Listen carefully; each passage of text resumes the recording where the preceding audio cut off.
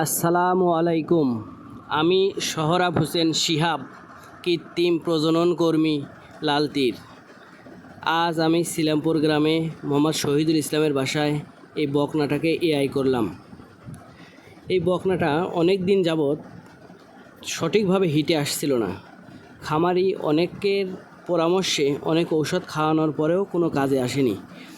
খামারির সাথে হঠাৎ একদিন গল্পে গল্পে এই বকনার কথা ওঠে।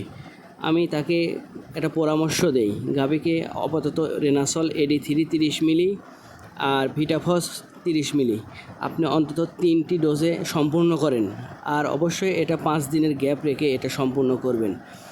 আর আমি এরই মাঝে অবশ্য জরায়ুতে রেনামাইসিন 100 30 মিলি দিয়েছিলাম।